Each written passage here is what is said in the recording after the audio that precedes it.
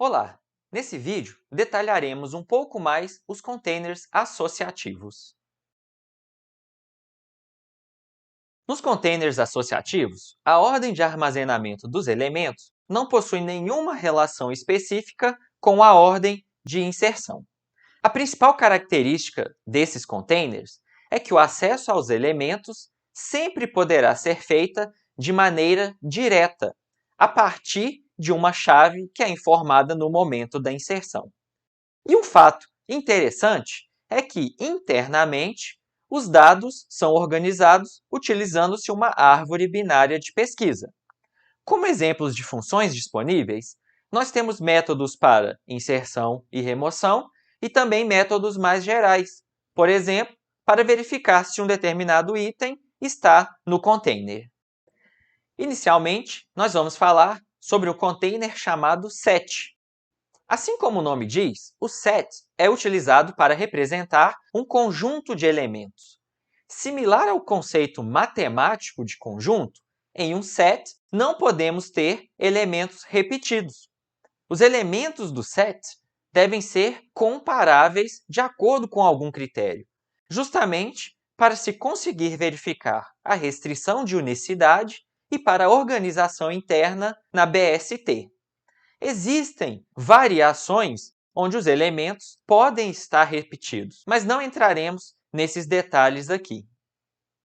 Aqui temos um primeiro exemplo de implementação usando o set. De maneira semelhante ao visto anteriormente, basta fazer o respectivo include e então criar um set informando o tipo dos elementos que queremos guardar. Após a criação, nós vamos inserir os números de 10 até 1, apenas para ilustrar a independência da ordem de inserção. Em seguida, podemos tentar inserir um elemento que já está no conjunto e observar que isso não resultará em nenhuma mudança no container. Depois, podemos remover os números pares diretamente pela chave, que é o próprio valor do elemento. Por fim, podemos fazer a impressão da coleção usando o laço de for each. Você consegue imaginar a ordem que será impressa? Como falamos, os elementos são armazenados em uma BST. Logo, eles serão impressos de maneira ordenada. Vejamos outro exemplo. O principal objetivo aqui é basicamente mostrar algumas funções auxiliares que podemos utilizar durante a inserção dos elementos. Por exemplo, pode ser interessante verificar se um elemento já está no conjunto antes de tentar inseri-lo. Nós também poderíamos querer tomar diferentes ações caso o elemento tenha sido inserido nesse momento ou não. Para isso, bastaria verificar o retorno do método insert. E se eu quiser criar um conjunto de pessoas, assim como fizemos com o vector, será possível? Sim! Para isso, precisamos definir uma função para comparar duas pessoas. Essa função é um tipo especial de método chamado functor. E eu recomendo que você dê uma olhada no material de referência para entender melhor os detalhes. Para simplificar, basicamente, vamos estar comparando duas pessoas usando o atributo de idade. Depois, basta informar essa função de comparação na declaração do set. Aqui, chama atenção apenas para uma forma alternativa de criar elementos de um TAD. Ao usar essa chamada com chaves, estamos criando um objeto que terá seus atributos inicializados na ordem informada. Isso não é recomendado, pois piora a legibilidade. Estou usando aqui apenas para simplificar o código. Vamos verificar a execução desse código.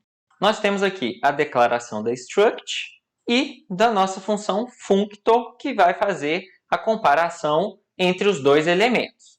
Em seguida, nós fazemos a inserção de 3 elementos dentro daquele set, dentro daquele conjunto. Ao fazer a impressão, nós vamos ver que foi impresso seguindo a ordem: Pedro, Ana e Douglas. Você consegue identificar o porquê disso? Como nós falamos, o armazenamento é feito baseado nessa função de comparação. E nessa função, a ordem é dada pela idade. E como podemos ver, de acordo com a ordem do menor para o maior das idades, nós vamos ter exatamente esse caso de impressão. E se eu quisesse agora inserir uma nova pessoa?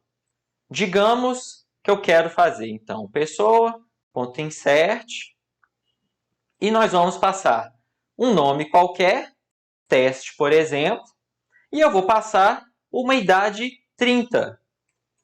O que será que vai acontecer e o que será que vai ser impresso aqui embaixo? Você consegue imaginar?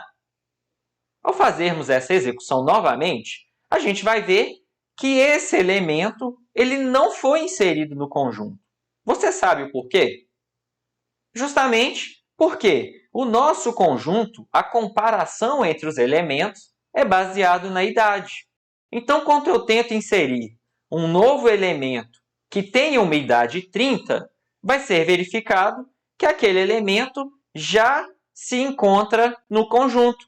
E esse novo elemento, então, ele não é inserido. Ou seja, não é feita uma substituição dos elementos no conjunto. E se eu quisesse agora, ao invés de usar a idade, usar, por exemplo, o nome? Nós poderíamos comentar essa comparação e fazer uma nova comparação, por exemplo, usando o nome. No caso, como nós estamos usando uma string, a gente já pode fazer essa comparação diretamente. Então, a gente simplesmente precisa verificar se o p1.nome vai ser menor do que o p2.nome. Você consegue pensar agora o que vai ser impresso aqui embaixo? Então, se a gente verificar, na verdade, a ordem da impressão foi totalmente mudada. Agora, a ordenação está baseada alfabeticamente pelo nome. E nós vamos ver também que o nosso último elemento teste, ele passa a fazer parte do conjunto. Justamente porque o atributo que está sendo usado para comparação é a string. E não existia nenhum elemento teste naquele conjunto. Ou seja, a idade agora ela é completamente ignorada. O outro container associativo que temos é o map. Ele é muito parecido com o set. E a principal diferença é que agora as chaves, que continuam sendo únicas, vão possuir um determinado valor associado a elas. Nós também teremos variações em que as chaves podem ser repetidas, mas não falaremos disso aqui. No map, os elementos também são organizados em uma árvore binária de pesquisa. Nesse caso, a inserção dos elementos na árvore é baseada exclusivamente na chave. Ou seja, podemos ter elementos que vão possuir o mesmo valor associado, como é o exemplo aqui do y, desde que as chaves desses elementos sejam únicas. Vejamos um exemplo.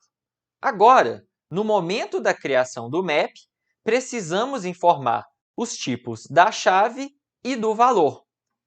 Podemos fazer uma inserção igual anteriormente, usando o método insert, mas também podemos fazer uma inserção que é parecida com uma atribuição feita a um array.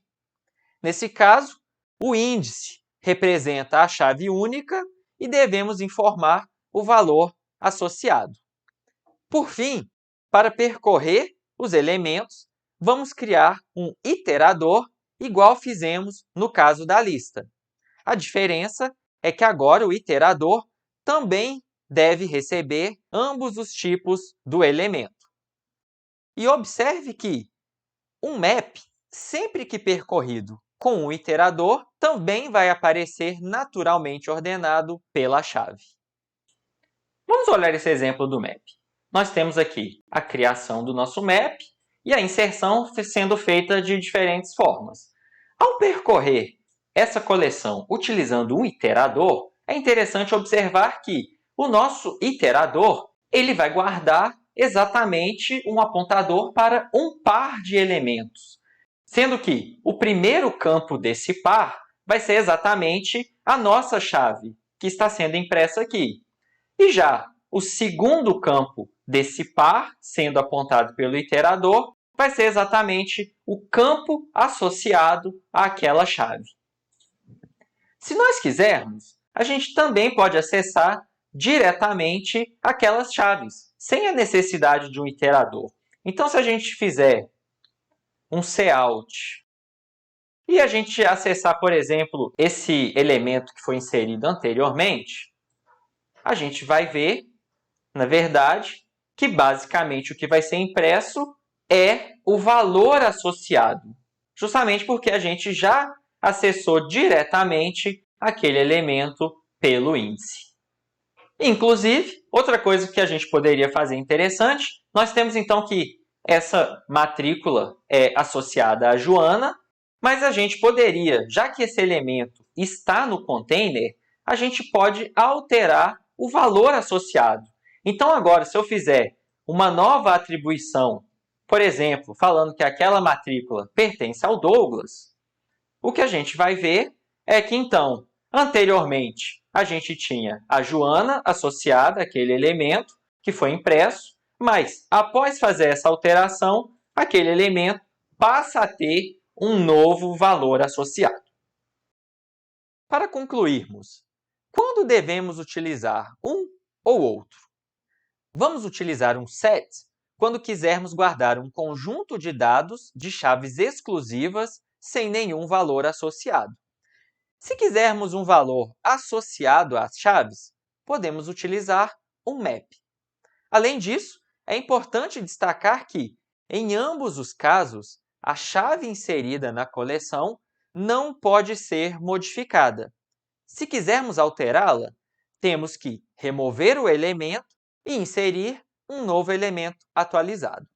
Já no caso do map, se quisermos, podemos alterar o valor associado a uma determinada chave.